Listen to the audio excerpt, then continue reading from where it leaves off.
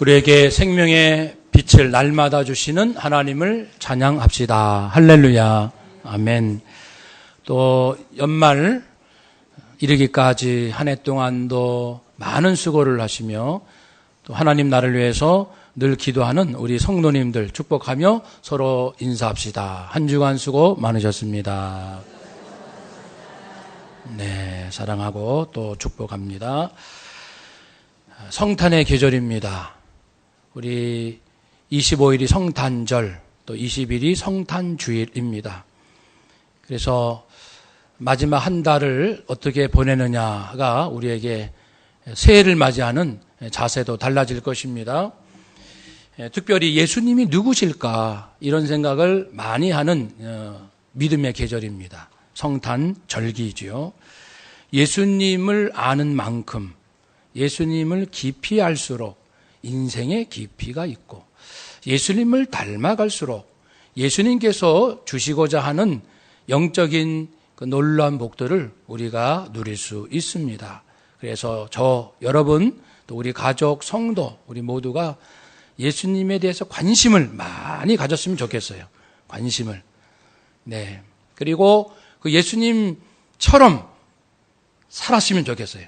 그렇게 살도록 애쓰시는 우리 모두가 되시기를 축복합니다. 아멘. 한국 사람들은 장수하는 편에 속합니다. 우리 OECD 회원국가 중에서 여성분들 경우에는 최상위 4위에 해당이 되지요. 남성들은 기대 수명이 79세, 여자는 85.5세. 그래서 제일 높은 그 스위스, 일본보다 별 차이가 없습니다. 그러니까 이 나라에 사는 사람들은 세계적으로 굉장히 장수하는 국가에 살고 있다는 사실. 또 예수님을 믿는 사람들, 신앙생활하는 사람들은 평균 믿지 않는 자보다 5년을 더 사니까 남자는 84세, 여자는 90세가 넘습니다. 90.5세. 원하든 원치 않든 90세는 기본입니다. 교회 다니신 분 조금 넘어가면 95세 됩니다. 원하든 원치 않든. 그런데 이제 건강한 몸으로 사는 게 중요하잖아요. 언제까지 대체로 건강할까? 조사해 보면 남자는 65세 정도, 여자는 66세 정도. 그래서 대략 남자는 15년 동안 아픈 몸으로, 여자들은 20년 동안 아픈 상태에서 지낸다는 그런 보고가 있습니다. 의학이 아무리 발전해도 인간의 수명은 120년 정도로 보더라고요. 그런데 하나님께서 원래 우리에게 지으셨을 때는 영원히 살도록 만드셨습니다. 그러나 그 인간의 죄로 말미암아 그것을 잃어버리고 에덴 동산에서 쫓겨나고 또 노아의 홍수 때 물로 심판받아 쫓겨나고 심판받아 우리의 삶이 여기까지 이르렀는데, 그래서 노아 홍수 심판 직전에 하나님께서 이런 말씀하셨습니다. 나의 영은 여기서는 생명인데 내 생명이 사람들과 영원히 함께하지 않을 것이다. 그래서 이제 곧 멸망할 것을 말씀하셨어요. 홍수 심판 이후 하나님은 재창조하셨습니다. 그럼에도 불구하고 인간은 여전히 죄 가운데 살게 되고 심판과 형벌 아래 있게 됩니다. 그래도 사람 마음속에는요, 영원히 살고 싶은 영생에 대한 본능을 가지고 있습니다. 전도서 3장 11절 말씀처럼 인간은 영원한 삶을 사모한다 했습니다. 그렇지만 어떤 방법으로 우리가 영원히 살 수 있단 말입니까? 아니, 영원히 살아 계신 분이 계십니까? 계시죠. 바로 하나님이십니다. 디모데전서 6장 16절 말씀에 보면 하나님 오직 그분에게만 죽지 아니함이 있다고 했습니다. 하나님은 죽지 않으세요. 영원히 영원까지 스스로 살아 계신 분입니다. 우리로서는 이해하기 어려운 존재이시죠. 그래서 하나님, 그리고 성자 하나님이신 예수님, 그분들은 죽지 않음 가운데 계십니다. 이 영생은 모든 종교, 사상, 철학에서 연구하고 도전하고 있습니다마는 성경은 하나님 생명을 받을 때만이, 예수님 생명을 받을 때만이 영생을 얻을 수 있다고 말씀합니다. 예수님께서 공생애 동안에 많은 사람을 만나셨지요. 예수님께서 직접 찾아가서 만나신 분도 있고, 예수님을 찾아온 사람도 있고, 다른 사람에 의해서 떠밀려서 온 사람도 있고, 종류는 다양하지만 그러나 결론은 항상 심플하죠. 예수님을 만나서 예수님을 영접해서 영원한 생명을 얻는 사람이 있고, 예수님을 떠나고 예수님을 거부함으로 영원한 생명을 잃어버린 사람이 있다는 것을 우리는 압니다. 오늘 본문에도 영생에 관심 있는 한 사람을 만날 수 있습니다. 그 사람은 관리입니다. 큰 부자입니다. 관리라고 했을 때 세 가지로 추정이 됩니다. 이스라엘을 통치한 로마 제국의 관리이든지, 예루살렘에 있는 그 성전은 예루살렘에만 있잖아요. 그러니까 성전이 없는 다른 먼 지역에 회당들이 세워져서 그곳에서 말씀을 가르쳤습니다.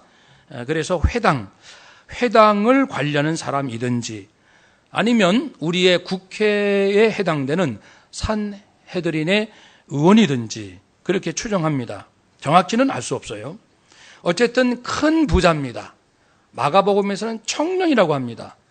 그러면은 청년이면서 큰 부자이면서 관원이니까 상당하게 사회에 빨리 출세한 사람이고 영향력이 있는 사람이고, 그다음에 뒤 본문을 통해서 알 수 있는 것처럼 여러 가지 도덕적인 면에서도 다른 사람에게 존경받을 만한 훌륭한 사람인 것은 틀림없습니다.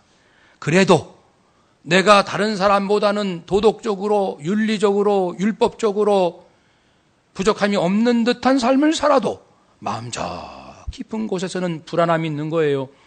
내가 과연 영생을 얻을 수 있을까? 내가 과연 영원히 살 수 있을까? 이 불안함을 떨칠 수가 없어서, 듣자하니 우리 예수님은 그 하늘에서 오신 분, 하늘의 진리를 알려주시는 분, 죽은 자도 살리신 분, 그러니까 이 관리 생각에, 그래, 내가 영생을 얻을 수 있을지 얻지 못할지 그분께 한번 알아보자. 그분 같으시면 특별한 말씀을 하실 거야. 그렇게 해서 예수님 앞에 오게 됩니다. 예수님 질문이 있습니다.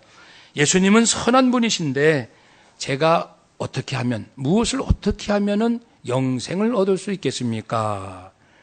가장 중요한 질문을 했어요. 우리가 인생을 살면서 질문이 좋아야 인생이 좋다는 것 압니다. 수업 시간에도 학생들의 그 질문이 그 학생이니까 참 질문이 중요합니다.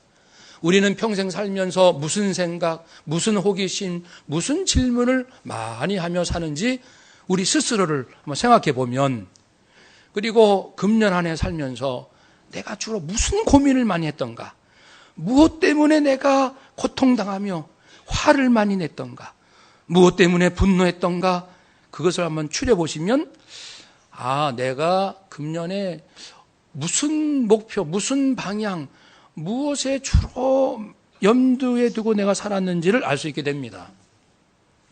노예에 여러 목사님이 계시지만 신앙적으로 통하는 목사님이 계세요. 그분은 이렇게 만날 때마다 저한테 질문합니다. 목사님의 요즘의 화두는 무엇입니까? 꼭 묻습니다. 요즘 화두는 뭐예요? 그러니까 이제 이 진리 연구에 대한 얘기를 그분하고는 자주 나누거든요. 그런데 이제 이정건 목사가 또 뭔가 새로운 거 연구할까봐 요즘 화두는 무엇입니까? 저도 역시 이제 그분한테 목사님은 요즘 무슨 고민을 하세요? 무슨 진리에 대한 고민을 하세요? 이렇게 나눕니다. 아마 노예 중에 그런 대화를 나누는 분은 그분이 거의 유일한 것 같습니다.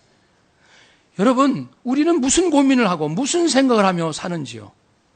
무엇에 대해서 기뻐하고 무엇에 대해서 슬퍼하고 무엇에 대해 화를 내고, 그렇죠? 이 관리는 영생입니다. 영생. 칭찬, 존경도 받을 만큼 받았고 돈도 얻을 만큼 얻었고, 그래도 인생이 불안한 것은 영생, 내가 과연 영원히 살 수 있는지, 이 문제를 놓고 얼마나 많은 세월 고민했을까 싶습니다. 예수님, 어떻게 하면 영생을 얻을 수 있겠습니까? 예수님께서 대답하십니다. 네가 어찌 나를 선하다고 하느냐. 선한 분은 하나님 한 분이시다.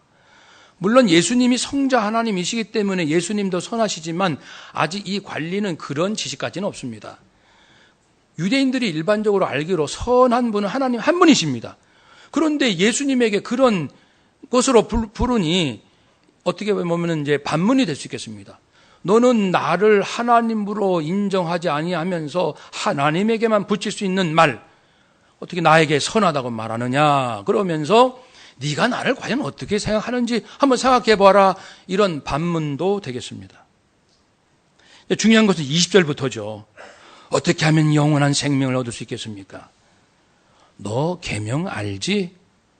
간음하지 말라, 살인하지 말라, 도둑질하지 말라, 거짓 증언하지 말라, 내 부모를 공경하라 하였지 아니하였느냐? 이 계명은 5, 6, 7, 8, 9계명입니다. 하나님에 관한 1, 2, 3, 4계명, 나머지는 사람 사이에서의 계명, 그 중에 6가지 중에 5가지를 질문하셨습니다. 그런데 반응이 어떻습니까? 이 부자 관리가 자신만만하게 얘기합니다. 예수님, 그런 것들은요, 제가 어려서라는 것은 보통 5세, 6세 되면 율법을 가르치고 순종하기를 배웁니다. 유대인 가정의 특징은 순종을 배운다는 거예요. 어릴 적부터. 말씀 들었다, 순종이다. 말씀 깨달았다, 순종이다. 그것이 바로 하나입니다. 그러니까 말씀과 삶의 일치를 어릴 적부터 훈련받는 거예요. 우리도 가정을 살리시려면 순종하는지를 물어봐야 돼요. 아빠, 엄마, 여보, 당신, 부모님, 애들아, 오늘 하나님이 무슨 말씀 주셨어? 무슨 말씀 주셨나요? 요즘 하나님께서 뭐라고 말씀하세요? 그걸 질문하셔야 돼요. 그리고 그 말씀대로 순종하고 있습니까? 순종하고 있니? 이 질문을 하면 가정이 살 것이요. 이 질문이 없으면 서로가 서로를 속이고 자신마저 속이고, 그래서 겉모습만 신앙생활이고 속은 황폐되는 거예요. 인생 사는 방법은 아주 간단합니다. 한번 더 합시다. 당신은 순종하고 있습니까? 아멘. 순종하려면 들어야 되죠. 당신은 오늘 주시는 말씀을 듣고 있습니까? 듣고 순종하고 있습니까? 어릴 적부터 이 훈련하는 이 정통 유대인 가정에서 자라는 아이들, 이 관리도 제가요 어려서부터 그 5, 6, 7, 8, 9계명 다 지켰습니다. 이거 좀 약간 뻥이 심한 것 같아요. 어떻게 다 지켰다고 말할 수 있는지. 그래도 예수님께서 인정하십니다. 좋다. 그런데 22절 보니까 예수님께서 이 말씀을 들으시고, 그런데 너에게 아직 한 가지가 남아있다. 이 한 가지가 무엇일까? 요 문맥에서는 정확지 않지만 앞에 5, 6, 7, 8, 9계명을 말씀하시고 한 가지 남았다고 말씀하실 때는 10계명일 것이고, 또 뒤에 하신 말씀, 물질에 관한 말씀을 우리가 기억한다면 탐심에 관한 겁니다. 10계명도 이웃의 것을 탐하지 말라. 물질에 대한 문제인데 탐심. 너에게 부족한 것이 있다. 무엇인지 아느냐? 내게 있는 네 재산을 다 팔아라. 네 재산을 다 팔아서 가난한 자들에게 나누어 주어라. 그리하면 하늘에서 너에게 보화가 있으리라. 그리고 와서 나를 따르라. 너 9가지, 5가지 다 했다고 하는데 그럼 요것까지 해야지. 그리고 나를 따르라. 그러면 예수님께서 정말 모든 재산을 다 팔아야만 영생을 얻을 수 있다라고 말씀하시는 걸까요? 그렇지 않습니다. 의인은 없나니 한 사람도 없습니다. 만약에 이 관리가 재산을 가난한 사람에게 다 팔 수 있는 정도의 믿음이 있다면요, 예수님은 아십니다. 다른 걸 질문하십니다. 너는 거짓말을 금해야 되느니라. 그리고 날 따르라. 거짓말을 한마디도 안 하고 사는 사람한테는 또 그런 질문 안 하십니다. 부모를 공경했느냐? 부모를 공경하지 않는 자는 저주받느니라. 부모를 공경하고 나를 따르라. 그렇게 말씀하실 거예요. 부모를 공경한 사람에게는 또 그런 질문 안 하십니다. 너는 음란하지 않느냐? 네가 음란을 끊고 나를 따라야 하느니라. 결론이 뭡니까? 어느 누구도 하나님의 율법의 말씀에 온전히 순종하는 자가 있다 없다? 없다는 말씀을 하는 거예요. 그 사람이 제일 자신만만해 하는 것을 꺾기 위하신 겁니다. 자기를 숨기고 속이고 있는 것을 들춰내시는 거예요. 들춰내시는 거예요. 다른 사람 앞에 의롭고 보다 윤리적이고 보다 진실하고 정직하고 보다 구제를 많이 하고 보다 부모 공경을 잘할 수 있지만 하나님 앞에 나는 죄가 없습니다 라고 말할 자가 한 사람도 없다는 겁니다. 한번 따라합시다. 의인은 없나니 한 사람도 없습니다. 그래서 너는 네 나름대로 다른 것은 괜찮다 하는데 이 물질 문제 어떻게 하겠느냐? 내가 다 가난한 사람이 주라 하면 줄 수 있겠느냐? 주었나요? 이 말씀을 듣고 부자 관리가 심히 근심하더라. 큰 근심하더라. 우리가요 하나님 앞에 11조를 드리는 분도 계시고 안 드린 분도 계시는데 사실 이 11조는 하나님을 내가 어떻게 믿는지 믿음의 고백의 표현입니다. 하나님께서 모든 만물의 주인이시고 내 생명과 재산과 모든 것이 하나님의 것이고 하나님께서 나에게 은혜를 주셨다는 신앙 고백으로 11조를 드리는데 처음 10만 원에 11조 10,000원 드리긴 쉬워요. 아니 10,000원 정도야. 10만, 100만 원, 10만 원. 10만 원 들을 수 있지. 1,000만 원, 100만 원. 야, 요거 요 돈이면 뭐도 살 수 있고 어디도 쓸 수 있고. 야, 1억이면은 1,000만 원 11조. 이제 막 그때부터 이제 숨차기 시작하는 겁니다. 와, 이걸 내 말로 어떻게 절반만 내자. 뭐 다른 사람보다 그래도 많이 내자. 30%만 내자. 그래도 얼마야? 300만 원 아니야? 사람들이요. 이 11조는 하나님에 대한 믿음의 표현이기 때문에 하나님께서 명령하신 거예요. 네가 나를 믿는 증거로 11조를 드려라. 예수님께서도 11조를 바치라 말씀하셨습니다. 그러니까 이 물질 문제에 사람이 이렇게 흔들리는 이유가 물질이 그만큼 사람에게 강력한 영향을 준다는 사실이 있습니다. 그러니까 다른 어려운 것도 있지만 이것도 저것도 지키기 어렵지만 물질의 탐심 버리는 게 가장 어렵습니다. 가장 힘들고 괴롭고 고통스럽고 물질을 남에게 내어놓는 것만큼 힘든 것이 없지 않습니까? 그래서 장사하시는 분들 말씀하시기를 다른 사람 주머니에서 10,000원 한 장이 내 주머니로 오기까지가 얼마나 힘든 줄 아느냐. 장사가 그렇게 힘든 거죠. 다른 사람 주머니에 있는 것이 내게 오기까지 얼마나 많은 서비스를 해야 되고 고민을 해야 되고. 물질, 큰 부자임으로 심히 근심하였습니다. 그리고 떠납니다. 이것이 이제 문제인 거예요. 하나님은요 우리의 그 속을 다 알고 계십니다. 내가 어디까지 진실하고 어디까지 내가 경건하고 어느 정도 내가 순종할 수 있는지 다 아시는데 속여봐야 소용없습니다. 그렇다면 이 관리가 자기의 그 부족한, 내가 물질 때문에 쩔쩔매는 큰 부자이면서 이것을 순종할 수 없는 자신의 연약함, 부끄러움을 이걸 가지고 주님 앞에 고백을 했어야 됩니다. 사실은 예수님, 그거는 못하겠어요. 너무너무 괴로워요. 그거 어떻게 다 가난한 사람에게 내준단 말입니까? 꼭 이렇게 해야 영생을 얻습니까? 너무너무 힘들어요. 영생은 얻고 싶은데 너무 힘듭니다. 이렇게 주님 앞에 나와서 진실로 고백을 해야 되는데 이 관리는 아마 3가지 이 가능성이 있어요. 첫 번째는 합리화. 아니 이 말씀은 안 지켜도 나 부모 공경했고 나 음란한 짓 안 했고 나 거짓말 안 했고 이쯤 되면은 뭐 영생 얻는 거 아니야? 이 정도 괜찮아 라고 자기를 합리화하든지 아니면 회피. 부끄러워. 아니 예수님이 하필이면 그걸 질문하시기를, 내가 잘하는 걸 질문하시지. 결단하지 못하는 자기의 연약한 물질을 탐하고 있는 자기의 정체가 드러나는 얼마나 부끄럽습니까? 그러니까 피하자. 모르겠다. 그냥 떠나자. 그 자리를 회피.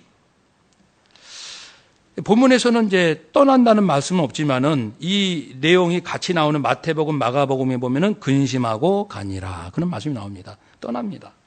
또 한 거는 이런 것이 있어요. 부정이라는 것이 부정. 아니야. 이분은 내가 원하는 그 영생에 관한 말씀, 이분이 진리가 아니야. 부정하는 거예요. 이분이 참으로 말씀한 게 아니야. 이분이 뭔가 잘못 알고 있어. 내가 다른 분 찾아가야지 하고 부정하는 경우도 있어요. 한번 더 합시다. 합리화, 회피, 부정. 이 안에 뭔가 있을 거예요. 그래가지고 어쨌든 떠납니다. 그 결과 예수님으로부터 영생을 얻지 못합니다. 의인은 없나니 하나도 없어요. 하나님이 알고 예수님이 알고 계십니다.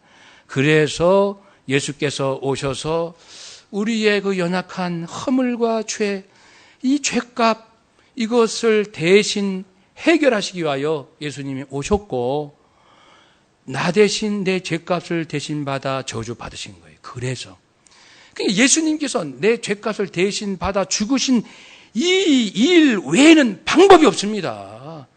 예수님께서 나를 위하여 죽으시는 방법 위에는 내가 영생 얻을 길이 없습니다.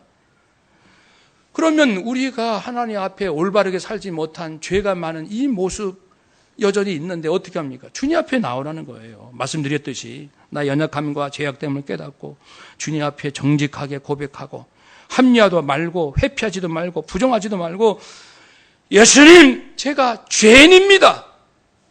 제가 주님의 말씀을 하나님의 말씀에 순종할 수가 없습니다. 저는 너무너무 괴롭습니다. 어떻게 하면 좋겠습니까? 제 마음으로 순종이 안 되는데 그러면 영생 못 얻는 거죠? 저 두렵습니다. 영원한 생명을 얻고 싶습니다. 다른 방법은 없을까요? 주님 앞에 끝까지 자의 있는 그대로 있는 모습, 컨프런테이션, 직면 있는 내 모습이 이렇게 추하고 그리고 내가 거짓되고 나는 괜찮은 것 같은데 예수님 질문 한 질문에 내 정체가 드러났으니 얼마나 창피스러운가. 이걸 전부 다 인정하는 거예요. 그게 회개입니다. 죄 인정, 숨기지 않고 고백하는 거예요. 그것이 살 길입니다. 인정하고 회개해야 살 길이 열리는데 회피하든지 부정하든지 합리화시키든지 대충 끝내는 거예요. 그래서 이 세상에 70억의 인류가 있으나 영생의 문제에 있어서 연약한 자기의 마음을 주님 앞에 가져가서 괴로워하고 마음을 찢고 고통하는 자가 있는가 하면 대충 끝나는 사람이 있어요. 그래서 주님 다시 재림하실 때 그 부분이 명확해질 것입니다. 영생의 문제에 대해서 대충 끝난 사람은 영원한 멸망을 당할 것이요. 우리가 부족하고 흠이 많은 나지만 주님 앞에 나와서 자기를 고백하고 주께서 나를 위해 죽으신 그 은혜를 진실로 받아들이고 한번 더 합시다. 예수님, 주님의 사랑, 주님의 피 흘리심, 주님의 대속의 죽음 믿습니다. 영접합니다. 인정합니다. 아멘. 그렇게 나가는 자에게 주십니다. 그러니까 누가 영생을 얻겠습니까? 예수님 이외에는. 그래서 예수님께서 이렇게 말씀하십니다. 그 부자가 떠나니까 제자들에게 그거 봐라, 그거 봐. 이 부자, 돈 많은 사람들은 천국 가기 힘들어. 그러니까 이제 베드로는 이제 원래 직업이 어부였잖아요. 그 부자가 아니었거든요. 가난하게 살고 갈릴리가 참 가난한 지역이었어요. 그걸 이제 날 따라오라 할 때 그 버려두고 일종의 이제 직업을 이제 버려두고 부모 곁을 떠나왔잖아요. 직업도 버리고 부모 곁도 떠나서 주님 따랐으니 베드로는 좋아가지고 예수님 그렇죠. 아니 우리들은 다 버리고 주님을 따랐습니다. 주님을 따라서 여기까지 왔습니다. 아주 의기양양한 거예요. 인정받고 싶은 마음이 있는 거죠. 부자가 얼마나 구원받기가 어려운가. 낙타가 바늘귀로 들어가는 것보다 더 어렵다고 했습니다. 얼마나 어려운지. 그러면 누가 구원받을 수 있겠습니까? 누가? 하나님은 할 수 있다. 하나님은 할 수 있다. 우리는 주님을 따랐습니다. 그러니까 자기가 주님을 다 버리고 주님을 따랐으니까 자기들은 구원, 영생 얻을 거라고 이제 당당하게 얘기를 하는 거예요. 그런데 보세요. 직업 버리고 부모 곁을 떠나서 예수님 따라왔다는 것 자체가 영생 얻는 게 아닙니다. 그 베드로 물론 열정도 있고 진실도 있어요. 그렇지만은 연약함은 여전히 다혈질이고 말한 대로 실천을 못하고 주님을 3번 부인하고 그런 베드로입니다. 가룟 유다는 스승을 30에 은혜 팔았고 야고보와 요한은 서로 장차 이스라엘이 독립하면 자기들이 이제 높은 자리 차지할 수 있겠다고 자리 다툼했고 꼴이 그 꼴입니다. 12제자들이 부모 떠나고 직업 버리고 예수님 따라와서 주님과 함께 전도의 사역을 하지만 그렇다고 해서 영생 받는 게 아니에요. 예수님을 영접해야죠. 예수님을 따라왔다고 되는 게 아니고 예수님을 영접한 사람이 영생 얻을 줄로 믿습니다. 그래서 목사라고 해서 다 구원받는 게 아니고 목사도 세상 직업 버리고 이 길 왔어요. 선교사님들 세상 직업 버리고 갑니다. 물론 선교지에서 자기 직업을 가지고 하는 분도 계시지만 그리고 가족도 버리는 건 아니지만 불가피하게 두고 떠납니다.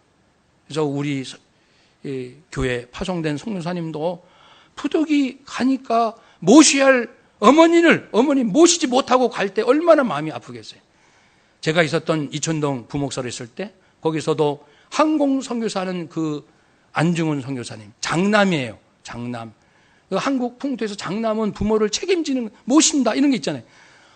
그런데 자기가 부모님을 모시지 못하고 멀리 이렇게 선교지 떠나는 것에 대해서 죄책감, 괴로움, 아주 너무너무 힘들어하는 과정이 있었어요. 늘 마음이 무거워요. 그렇게 해서 떠납니다. 그러니까 부모도 떠나고 직업도 버리고 선교사도 되고 목사도 됩니다. 목회자가 되고. 그렇다고 해서 영생 얻습니까? 아니에요. 영생은 예수님을 영접할 때 예수님을 진실로 내가 고백하고 내 마음의 주로 영접할 때만 내가 영생을 얻을 줄로 믿습니다. 그러니까 그 관리가 지금 문제가 자기는 별 문제 없다고 생각한 그 생각을 고치려는 의도를 갖고 계십니다. 그래서 제일 연약한 부분을 들춰내신 거예요. 다른 거 잘하면 못한 걸 들춰내십니다. 우리도 마찬가지예요. 우리가 사람들 앞에서는 내가 잘한 것을 자랑하고 싶고 인정받고 싶고 칭찬받고 싶지만 언제나 하나님은 우리의 모든 정체를 다 알고 보고 계십니다. 그래서 영생 얻는 것뿐 아니고 영생 얻은 이후의 삶, 즉 거룩한 성화의 삶에 있어서도 주님 앞에 정직한 게 따봉입니다. 따봉. 대박이고 이것보다 중요한 게 없습니다. 하나님 앞에 정직한 것, 이것보다 중요한 게 없다고요. 내 인생에 돈이 중요한 것이 아니고 출세가 중요한 것이 아니고 무병장수가 중요한 것이 아니고 하나님 앞에 정직한 것, 주님 앞에 정직하는 것, 이것보다 중요한 건 없습니다. 그 정직함으로 용서받고 구원받는 것이고 그 진실되고 정직함으로 날마다 하나님의 위로받고 용서받고 다시금 새 힘을 얻고 주님 닮아가는 장성한 분량에 이르기까지 도달해 가는 줄로 믿습니다.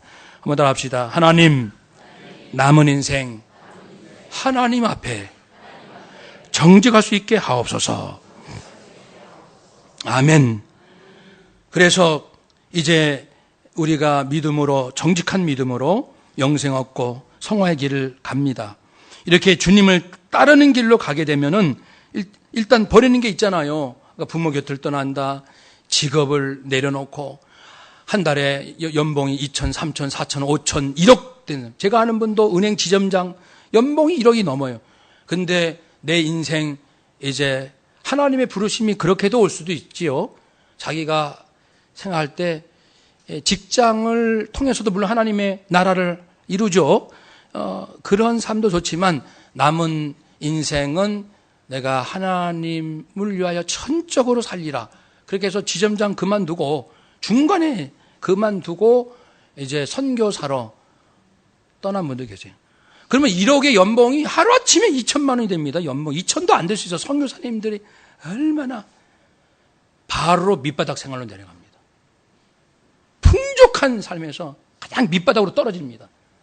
주님 따라가면 그 길 되는 거예요. 그렇지만 마음은 무한히 행복합니다.